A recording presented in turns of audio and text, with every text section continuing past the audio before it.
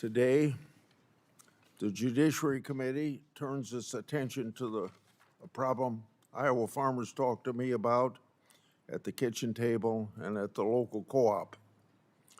This time of the year, farmers are buying the basics they need to plant and harvest a crop.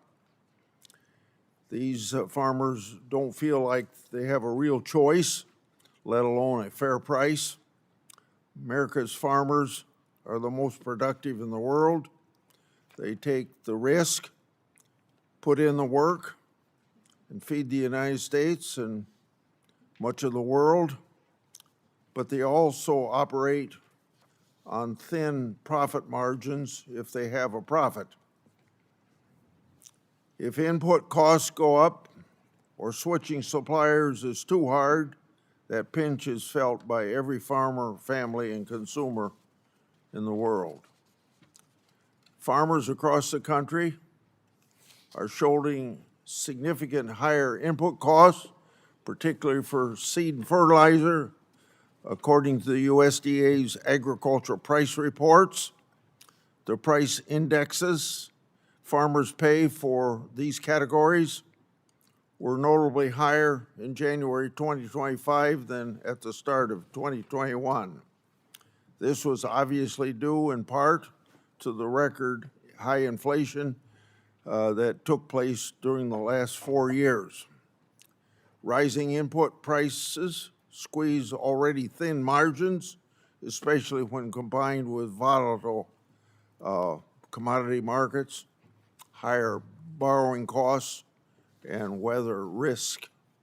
Today's hearing will examine the drivers behind these trends, energy markets that influence nitrogen production, global supply disruptions, logistic bottlenecks, and market concentration. This hearing will evaluate practical steps that increase transparency and competition so processors and producers can remain viable and resilient. One such step would be to pass my legislation, the Fertilizer Research Act.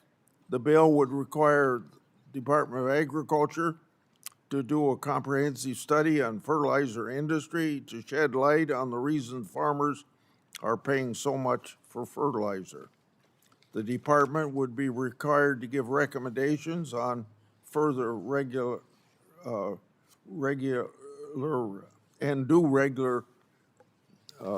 reporting to the public. This hearing is focused on competition issues. However, there is something that the Trump administration can do right now to help ease the burden for farmers, lowering the countervailing duties on phosphate from Morocco. In 2024, the Biden administration increased the duties on Moroccan phosphate to 18%. The Biden phosphate duties have only hurt farmers by boxing out access to this important market on an essential input with no substitute.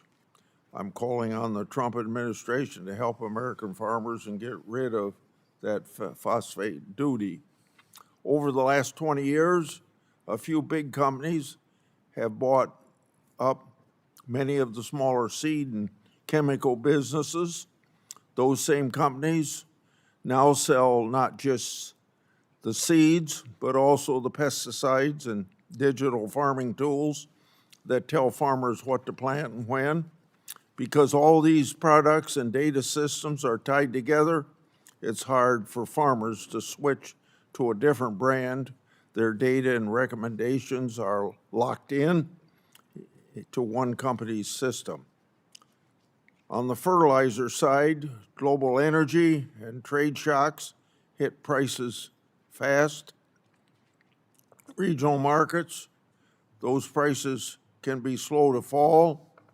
On top of that are the contracts and dealer practices like loyalty rebates, most favored clauses, and early order calendars that can lock in a farm or a local retailer even when there's better options on paper. Now, nobody here wants to punish innovation. We want better yields, healthier soils, quality products, and we've been vastly improving in that area for the last 40 years. But we also want competition that's fair, transparent, and local competition that a farmer can actually express when he or she sits down to make a purchase.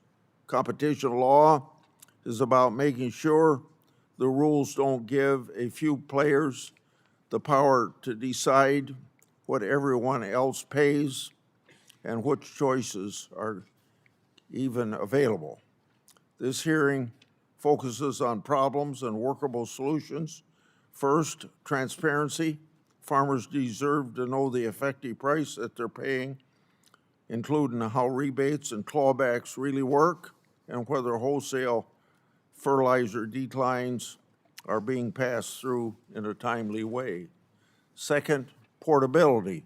Farmers ought to control their own data and move it quickly, completely, and affordably so they can seek independent agronomic advice without fear of losing their history. Third, fair dealing. Contracts and dealer programs shouldn't operate as a de facto exclusive arrangement in rural counties where there might only be one or two full service outlets.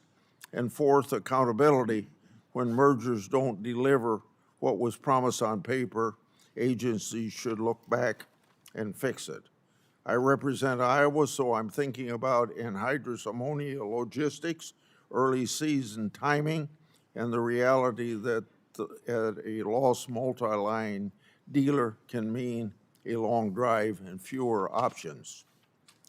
But these issues cross state lines, and the principles are the same whether you farm in Iowa, Illinois, or anywhere else.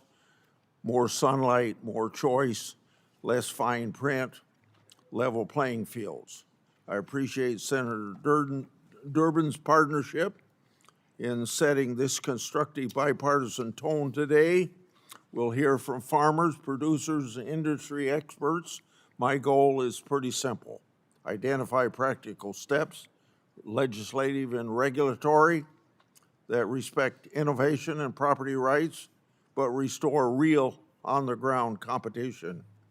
We're also joined today by Gail Slater, the Assistant Attorney General for Antitrust at the Department of Justice. Her presence is a strong showing of good faith and continued collaboration on ag antitrust issues that I hope to have with her and have had already. When farmers win fair choices at fair prices, world's communities win, consumers win, and American food security wins. I look forward to the discussion